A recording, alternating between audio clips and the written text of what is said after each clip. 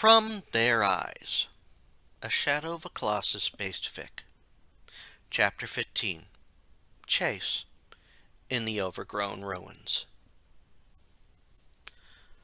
Zenobia rested in one of the highest structures in one of the little people's former settlements. It had been one of his favorite places to be since the little people had departed. Watching the whole area from that vantage point made him feel like he was much bigger than the little people. It was one thing he had to deal with when they lived in the Forbidden Lands. The little people had been a point of contention with his kind, even when back in the homelands. His kind had been the smallest of colossi, and the bipedal creatures always seemed to be the same size, or at least close to it in height. If he had to be honest with himself, he always had problems with the little people here. He never trusted them because they reminded him of the little people in the homeland. Thinking of the homeland reminded him of why he was stuck where he was. He had made a costly mistake long ago that his kind was going to suffer for. Back in the homeland, he and his kind, as well as the other colossi, lived in peace with the little people there. That was until the day the little people there thought they could live symbiotically with some of the colossi. It was his brethren, as well as a group of winged versions of his kind, that were selected for that. He never understood why they wanted to do this, until Dorman told him why. Dorman had told him and his kind that the little people were being controlled by the shadow beings. The only way that this could be stopped was to get into the castle prison and stop them from there.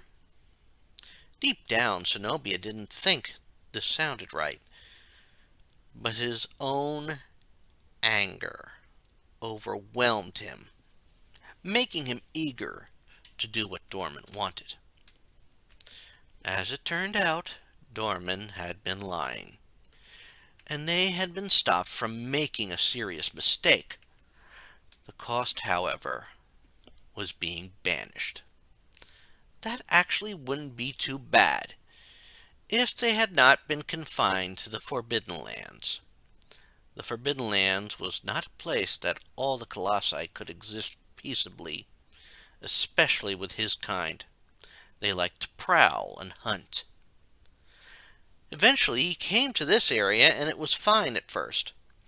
He could look around and hunt for any animal that was in the area. It had been nice, and then the little people came. Dorman, now acting like a host, allowed the little people from outside the Forbidden Lands, a land different from their own home, into various places.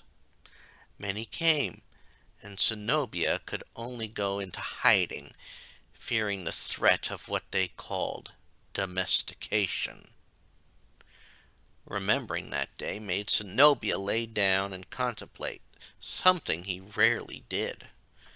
Maybe if he hadn't been so headstrong about that back in the homelands, he wouldn't be here now. He was broken from thoughts, thankfully, by Malice's voice in his head. It was filled with urgency, which made Zenobia look around. "Zenobia, you need to be alert. Dorman is manipulating a little person, and he is making him kill all the colossi. He had just destroyed Phalanx. Remain alert." The news had been a mixed blessing. Zenobia didn't want Dorman to return, but he also wanted the chance to hunt down the little person. It had been the one good thing he remembered of the time the little people were in the Forbidden Lands. Dorman had told him back then that some of the little people had been criminals, and had asked if he could take care of those who had broken the law. At first, Zenobia had enjoyed it, hunting those little people down as they tried to find safety It didn't matter where they had run to, he found them and even ate a few. It wasn't that it was pleasant, but since they were criminals, it didn't matter. That was until he discovered that some of those people had been told to go after he'd been told to go after by Dorman were not criminals, but those that didn't want to worship Dorman. The little people that had come to the Forbidden Lands had never heard of any of the Colossi before coming there. Those little people he had killed had been some of the smart ones, and after that came the plan to stop Dorman again. He stopped thinking about those times when he heard something entering the ruined city. He came out of his lair and sniffed the air.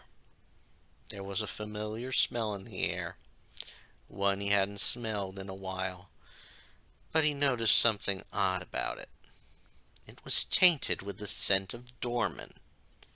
Dorman's essence was infused in the little person.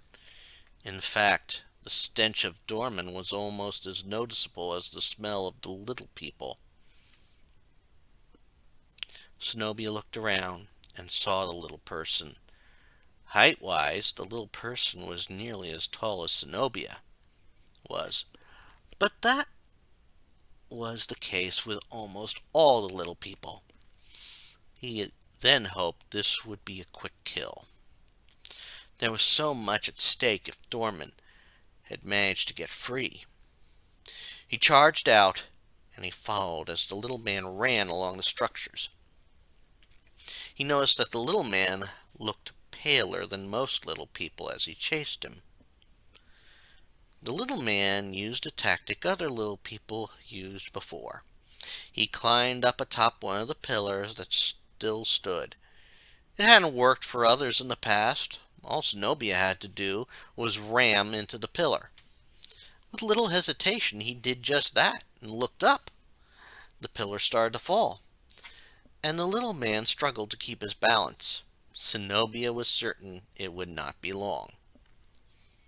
To his surprise, he saw the little man make a leap of faith and manage to grab another pillar. He followed the little man, trying to line up the best way to tackle the pillar. He had to give the little person credit. This one was very lucky, or Dorman had given this man something to influence his thoughts and actions. The more he rammed the pillars, the more the little person managed to evade. This worried Zenobia, since if he destroyed most of the ruins, may the fates forbid Dorman find another fool should he dispatch this one. Finally, the little person managed to land on top of a very weak structure. It was only held up by one lone pillar in the center of the structure.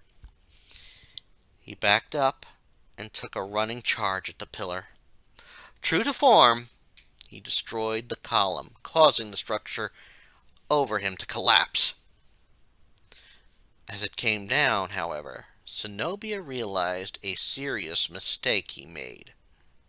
The fragile platform came down in pieces all over him. He wasn't overly worried about being hurt, since he was covered by armor. There might be a downside to this if he was unlucky. As he got free of the rubble, he shook the rubble off, shaking his body, and to his horror, he felt lighter. A momentary look around told him that his worst fears were coming true. His armor had broken loose. It would take years to grow it back. This was bad for another reason, since the sigil that bound Dorman's power in him was under the armor. He needed to get rid of this little person now. He saw the little person running to one of the fallen pillars. There would be no mercy for this foolish little person now. He ran at full force straight toward the little person. His mind was set, and lowered his head down so his eyes could not be struck. It was Wise, since the little person had used what they called a bow and arrow on him while he chased him. He hit the pillar and staggered back. He was rattled, and he wasn't sure if he hit the little person or not. He hadn't felt the soft body of a little person between his head and the pillar, but that could have been because of the force he hit the pillar with. At least he would be safe for a moment if he hadn't squashed the little man. No doubt he injured the little man. As he recovered from the blow, he felt something on his back. He didn't worry, since he was sure it wasn't the little man. That wasn't for long, however, as he then felt a stabbing in his back.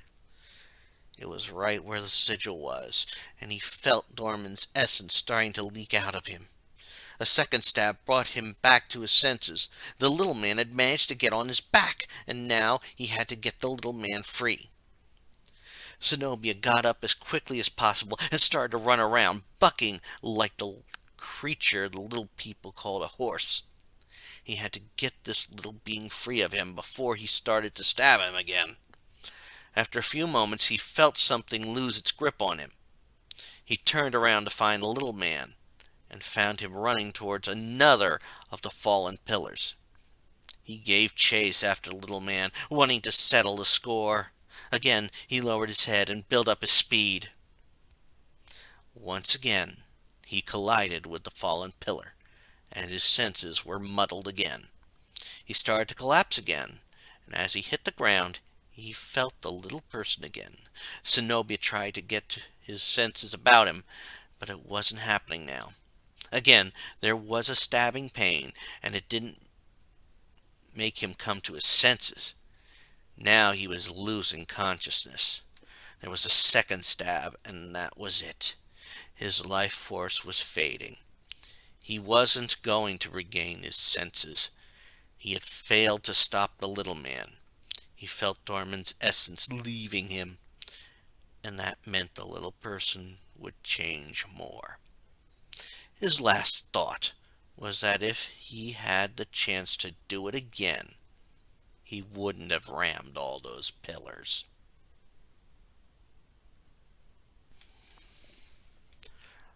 Dorman was energized once again. With one more of his betrayers gone, more of his power came back to him. It would not be too much longer before his power was fully back. His plan was soon going to be complete, and then he can get his revenge on Lord Iman and those back in the homeland. He could even resume his plan to rescue the shadow beings and their queen. They were kindred spirits. He then turned his attention to the shadow beings that had been helping him at this time, as they brought the little person back through the shadows. Each time his essence entered the little person. More of the little person's soul was gone, but not the part that kept him going. As long as the part that wanted to revive the girl was still there, he would still complete the task. No doubt the little person's reason was gone by now, or at least replaced with Dorman's thoughts. Dorman turned his attention to the next colossi to go after. This would be Argus, who was the second strongest colossi in terms of power. Argus did not have any special abilities like launch fireballs or to fly.